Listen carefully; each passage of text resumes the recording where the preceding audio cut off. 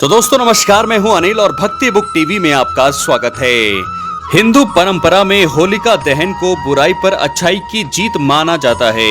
इस पावन अवसर पर परिवार के सभी सदस्य मिलकर होलिका माता का विधि पूर्वक पूजन करते हैं और रात्रि में शुभ समय पर अग्नि प्रज्वलित की जाती है। धार्मिक मान्यता है कि यदि होलिका दहन से पहले बताए गए नियमों का सही तरीके से पालन किया जाए तो पूजा का पूर्ण फल प्राप्त होता है और जीवन में सुख समृद्धि का मार्ग प्रशस्त होता है। कई बार लोग जानकारी के अभाव में छोटी छोटी बातों को नजरअंदाज कर देते हैं, जिससे उन्हें अपेक्षित आध्यात्मिक लाभ नहीं मिल पाता। आइए जानते हैं इस पर्व को विधि विधान से मनाने के आवश्यक नियम। तो सबसे पहले परिक्रमा और अर्पण की विधि। होलिका दहन से पहले कच्चे सूत या कलावा को लपेटते हुए 5 से 7 बार परिक्रमा करनी चाहिए।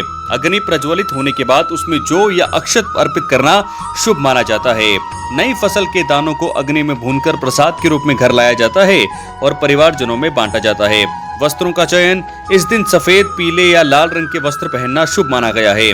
काले या चमड़े से बने वस्त्रों से बचने की सलाह दी जाती है, क्योंकि इन्हें नकारात्मक ऊर्जा से जोड़ा जाता है। महिलाओं को अत्यधिक भड़कीले या गहरे रंग के कपड़े पहनने से बचना चाहिए और सादगीपूर्ण वस्त्र धारण करना ही उचित माना जाता है।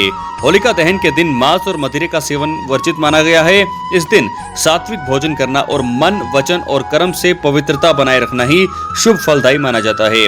अक्सर लोग होलिका जलाकर तुरंत घर लौट आते हैं, जबकि मान्यता है कि कुछ समय तक वहीं रुककर अग्नि की परिक्रमा करनी चाहिए। कहा जाता है कि इस अग्नि में विशेष सकारात्मक ऊर्जा होती है जो नकारात्मक प्रभावों को नष्ट करती है।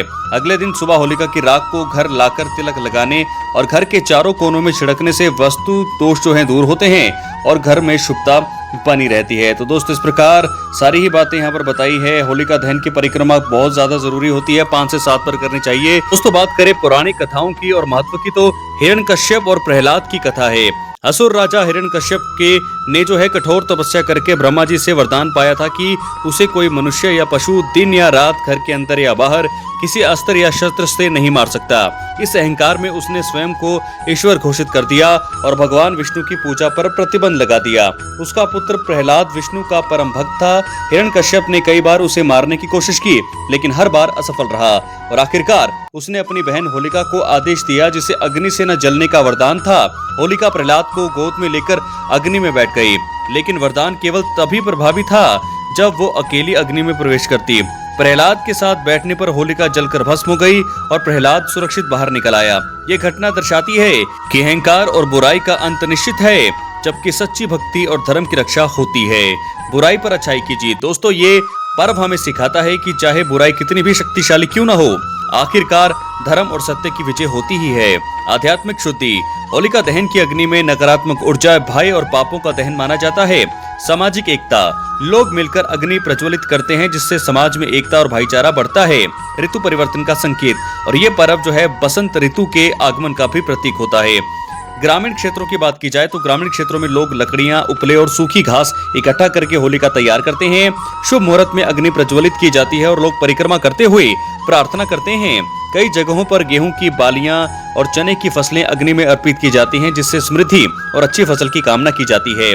बच्चे और महिलाएं गीत गाते हैं, नृत्य करते हैं और उत्सव का आनंद लेते हैं। तो दोस्तों इस प्रकार होलिका दहन हमें यह संदेश देता है कि अहंकार और अन्याय का अंत निश्चित है। ये पर्व हमें अपने भीतर की नकारात्मकता को जलाकर सकारात्मकता अपनाने की प्रेरणा देता है और ये जीवन में संतुलन, धर्म और सत्य की महत्ता को उजागर भी करता है। तो दोस्तों इस प्रकार होलिका दहन केवल एक धार्मिक अनुष्ठान नहीं है, बल्कि ये जीवन का गहरा संदेश देता है। सत्य और धर्म की रक्षा होती है, अहंकार और बुराई का अंत निश्चित है, समाज में एकता और भाईचारा। तो कैसी लगी वीडियो? बहुत ज्यादा शेयर करिए। मिलते हैं अगली वीडियो में। बहुत बहुत धन्यवाद।